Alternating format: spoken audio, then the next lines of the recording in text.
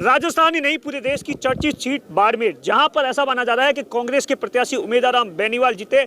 उसके पीछे एक बड़ी रणनीति थी हरीश चौधरी की। आप देखिए, हरीश चौधरी 2 महीने पहले अचानक ही उमेदवार राम बेनीवाल को कांग्रेस में लेकर आते और एक बड़ा दाव खेला था। आज हमारे साथ में बातचीत, तमाम मुद्दों पर बातचीत करेंगे। सबसे पहले तो हरीश जी, जीत पर पहला रिएक्शन। ये थार की अपनायत की जीत है। मैं थार के मतदाताओं को मेरी तरफ से तहे दिल से बहुत बहुत धन्यवाद कि जातिवाद और टकराव और आपस के अंदर जो विवाद करने के प्रयास किया गया, जो ओबीसी को, वर्ग को बांटने का प्रयास किया गया, जाति को जाति के सामने करने के लिए किया गया, तो उसको आज थार ने नकारा। बड़ी रिस्क ली थी आपने अचानक ही। आप देखिए, एकदम घटनाक्रम होता है, उमेदवार राम बेनीवाल के साथ में आपकी बातचीत स्टार्ट होती है। आपको डर नहीं लगा कि कहीं कुछ हो जाएगा, क्योंकि वो 3 महीने पहले आपके साथ में चुनाव लड़े थे? क्या मतलब किस सोच के साथ लेकर आए थे? आज वो सोच पूरी होती नजर आ रही है? नहीं, डरो मत, किससे डरना? किसी से डरने की आवश्यकता नहीं है। जब आप सही हो, सत्यमेव जयते, अपने आप ही सच्चाई के हर समय जीत होती है। और उमेदवार राम बेनीवाल एक योग्य और काबिल व्यक्ति थे। उनकी योग्यता और काबिलियत से ही आज थार के लोगों ने उनका साथ दिया है। ये नतीजा अपने आप ही कर रहा है, कोई हरीश चौधरी के कारण नहीं है।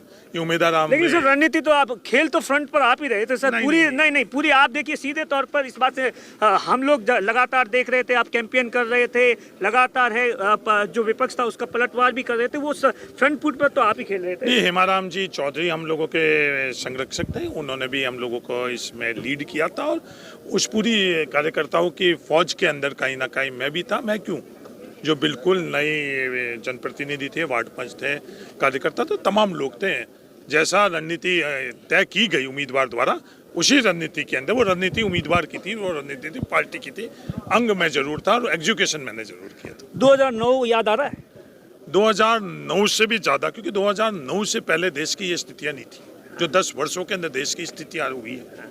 तो मैं आज तय दिल से थार के लोगों को धन्यवाद देना चाहता हूँ। इतिहास याद करेगा कि जब पूरा लोकतंत्र जलवा था, संविधान को पूरा का पूरा खत्म करने का प्रयास किया जा रहा था, थार के लोगों ने उस आग के बुझाने के तरफ खड़े रही हैं। मैं तहे दिल से थार के जनता को धन्यवाद देना चाहता हूँ। राजस्थान के अंदर जिस तरीके से विधानसभा चुनाव हुआ था, वहां पर देखिए कांग्रेस की करारी हार हुई थी।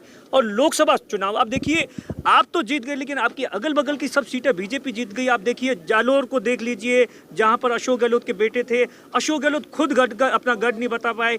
पाली के अंदर देख लीजिए, क्या लगता है कहाँ कमी? दूसरा मेरा आपसे सवाल है कि जब 2018 के अंदर तो आपकी सरकार थी, उस वक्त भी आप 25 की 25 सीटें नहीं लेकर आए थे, अब जाकर 10 सीटें ले आए। क्या लगता है कहाँ आसपास की सीटों पर कमी रह गई, या क्या कहेंगे इन तमाम नहीं, नतीजे अपने आप ही हमको स्वयं विश्लेषण करने के लिए बाधित करते हैं ना। विश्लेषण करेंगे कि क्या कमियां उस वक्त रह गई थी।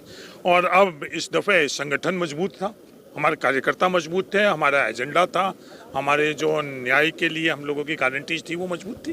वो तमाम बातें, कोई भी युद्ध और चुनाव किसी एक दिशा के अंदर हम विश्लेषण कर और उसका क्रेडिट या उसका कारण हम लोग ढूंढ नहीं सकते। क्या लग रहा है कि आसपास की सीटों के लिए आप किसे जिम्मेदार मानेंगे? जो जालोर की सीट थी या जोधपुर की सीट थी? नहीं, देखो, जालोर और जोधपुर के अंदर बेहतरीन चुनाव लड़ा गया। करण सिंह उचाड़ा ने जो चुनाव लड़ा है वो एक बेहतरीन चुनाव लड़ा गया। हार और जीत अलग रहती है। आने वाले समय के अंदर मारवाड़ का एक मजबूत सशक्त आवाज करण सिंह उचाड़ा रहेगा। राजस्थान के अंदर जिस तरीके से 9-10 सीटें हैं वो कांग्रेस या इंडिया गठबंधन जीता है 4 महीने बाद ही, क्या कहेंगे किस तरीके से ये रणनीति की जीत है, या अपने प्रत्याशी चयन को लेकर तमाम तरीके से जो रणनीति बनाई थी, जयपुर से लेकर दिल्ली तक मंथन किया था, या क्या कुछ? ये कांग्रेस का संगठन का अच्छे फैसले थे। और राजस्थान के अंदर कोई सरकार नाम की व्यवस्था का अस्तित्व ही नहीं है। सरकार नाम की? हाँ, नहीं, मेरे को क्यों कह रहे हो? पूरा अच्छी तरह सरकार क्या है, गवर्नेंस किसके माध्यम से होती है? कैबिनेट। लगातार आप देखिए 3-4-5-7 दिनों से, जब से चुनाव से फ्री हुए उसके बाद ताबड़तोड़ तरीके से बैठक कर रहे हैं तमाम तरीके से। सरकार क्या है? सरकार होती है कैबिनेट। कैबिनेट के अंदर जो चला रहे हैं। नहीं, ये आपके डेमोक्रेसी के अंदर आपकी समझ, जो गलत समझ है, वो 10 वर्षों के अंदर आप लोगों की भी वही बात है कि सरकार मुख्यमंत्री की नहीं होती, सरकार कैबिनेट होती है। और जितने कैबिनेट के सदस्य होते हैं उसमें सीनियर मोस्ट होता है, मंग समंग ऑल होता है मुख्यमंत्री। तो आज क्या सरकार है? आज कैबिनेट का अस्तित्व नहीं है। आज मुख्यमंत्री के मौजूदगी के अंदर बैठक को कौन संचालन कर रहा है? सीएस और दूसरे जो आईएएस ऑफिसर, वो एग्जीक्यूटिव है। तय करने का अधिकार सिर्फ और सिर्फ कैबिनेट के पास है। एग्जीक्यूशन का अधिकार आज ब्यूरोक्रेसी के पास है और राजस्थान के अंदर किसी सरकार के जैसी व्यवस्था आज कोई भी नहीं महसूस कर रहा है। अब CWC के सदस्य आपके पास में दो बड़ी जिम्मेदारी थी, एक पंजाब की जिम्मेदारी आखिरी जब 7वें चरण के मिली, और उससे पहले आपको साउथ के साइड जो थे वहाँ पर प्रत्याशी चयन को लेकर भेजा गया था। किस तरीके का वहाँ जनादेश देखने को मिला, उन तमाम चीज़ों को लेकर क्या कुछ कहेंगे? साउथ में, केरला में लगभग वैसी स्थिति रही, तमिलनाडु में भी वैसी स्थिति रही, लक्षद्वीप के अंदर जो पहले हमारे पास सीट नहीं थी वो हम लोग जीते, और कर्नाटका और तेलंगाना के अंदर जो हम लोगों का टैली थी उससे हम दुगनी आई। पंजाब के अंदर लगता है बदला पूरा नहीं हुआ, अभी विधानसभा चुनाव के अंदर एक करारी हार मिली थी आम आदमी पार्टी से, इस बार भी आप डटे हुए? नहीं, ये बदले के तौर के ऊपर हम राजनीति नहीं करते, हम राहुल गांधी और नेहरू के विचार के लोग हैं, ये बदला नहीं। ये लोकतंत्र के अंदर अपनी बात रखने का हम लोगों का अधिकार, हमने बात रखी और 7 सीटें कांग्रेस पार्टी को और 10 सीटें इंडिया अलायंस को दी है, 2 इंडिपेंडेंट हुए और एक जो अकाली दल है वो किसी से अलाइंड पार्टी नहीं है। राहुल गांधी दावा कर रहे थे 295, लेकिन आ नहीं पाई 295 इंडिया। 295 किन परिस्थितियों के अंदर? पूंजीपतियों के लाखों करोड़, संवैधानिक संस्थाओं की ईडी और इनकम टैक्स का किस तरह से दुरुपयोग हुआ, चलते चुनाव के अंदर किस तरह के निष्पक्ष तौर के ऊपर संवैधानिक संस्थाओं ने काम किया, नहीं मीडिया ने किया। काउंटिंग शुरू होने से पहले तक मीडिया एग्जिट पोल के नाम पर जो खेला खेल रही थी कि किसी तरह है सर्वे थे। नहीं, किसने सर्वे करवाई? सर्वे मीडिया हाउसेज ने कराई। ये मीडिया हाउसेज किसके हैं? मीडिया हाउसेज पूंजीपतियों के, अडानी के मीडिया हाउसेज है। कोई भी मीडिया हाउस किसी पत्रकार के पास है नहीं, मीडिया हाउस का कांग्रेस है वो मीडिया पर ही ठीक रहा। नहीं, मैं कांग्रेस ने नहीं कर दी, आज दुनिया से शुरू, मीडिया यहाँ की बात नहीं कर रहा हूँ। मैं बड़ी जिम्मेवारी से कह रहा हूँ कि जो फेसबुक और ट्विटर जैसे सोशल मीडिया प्लेटफॉर्म जो ग्लोबली लीड करते हैं वो निष्पक्ष थे? नहीं, वो नहीं थे। कोई भी निष्पक्ष तौर के ऊपर इस बात का कर ले, जांच कर ले। भारत के अंदर इन चुनावों के अंदर फेसबुक और ट्विटर निष्पक्ष नहीं थे, उनको प्रभावित किया गया। मैं बड़ी जिम्मेवारी से यह बात कह रहा हूँ। आज की जो चुनावी परिणाम राजस्थान के अंदर है, राजस्थान की राजनीति पर और भविष्य के अंदर कांग्रेस की राजनीति पर, देश की राजनीति पर क्या कुछ प्रभाव पड़ने वाला है?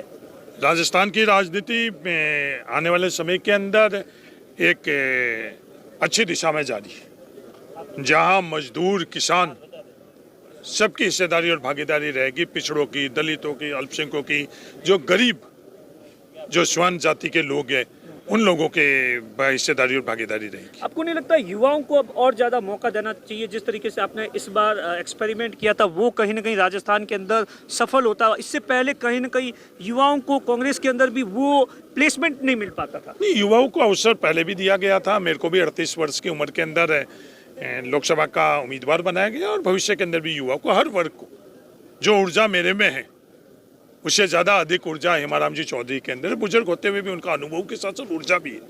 कई बुजुर्गों के पास ऊर्जा हम लोगों से ज़्यादा भी है।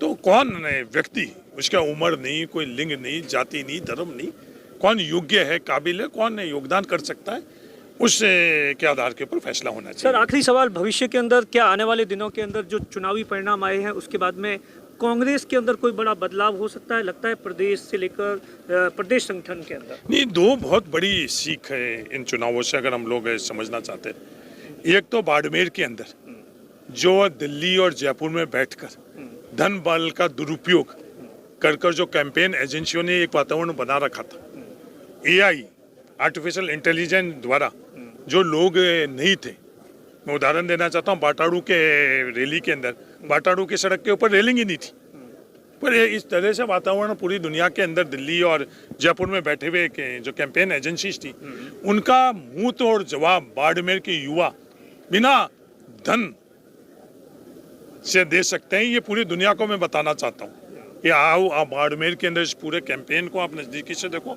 वो धन बल हाला है, योग्य युवाओं ने जो कैंपेन के हिसाब से किया गया, बड़े बड़े जो पत्रकारों के माध्यम से जो वातावरण बनाने की कोशिश करी गई वो फेल हुई, बड़े बड़े एजेंसीज द्वारा करी गई वो फेल हुई, और जो गलत तरीके से जो वीडियोज और जो फोटोग्राफी करी गई, जो टकराव का प्रयास किया गया, जाति को सामने विवाद करने का करा गया, निराधार आरोप लगाने का करा गया, और जो बुजुर्ग हम लोगों के नेता है वो जो कहावतें हमारी सदियों से चलती आ रही थी, कई कहावतें, उन कहावतों के ऊपर विवाद करने के लिए ये थार कभी भी किसी को इजाज़त नहीं देता है।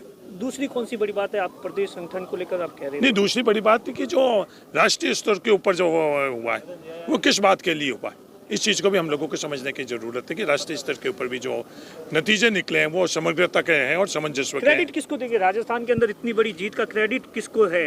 गोविंद सिंह डोटासरा को या अशोक गहलोत को? गोविंद सिंह जी डोटासरा, टीकाराम जी जूली नेतृत्व कर रहे थे और बाकी सब हम लोग उसके अंदर कदम से कदम मिला रहे थे और अशोक सभी लोग। गहलोत ने भी खूब सारी रैलियां की थी और सचिन पायलट के जिस इलाके के अंदर वहां पर तो कांग्रेस एकदम बड़ी स्वीप किया है।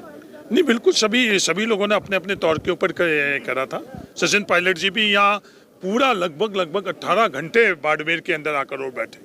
शायद ही कोई भी किसी लोकसभा सीट के अंदर इतना वक्त उन्होंने दिया। 5 बजे वो आई, वो सभाओं के अंदर और वो किसी के प्रचार प्रसार में नहीं दिखे और अगले दिन 12 बजे तक उन्होंने भाषण नहीं दिया।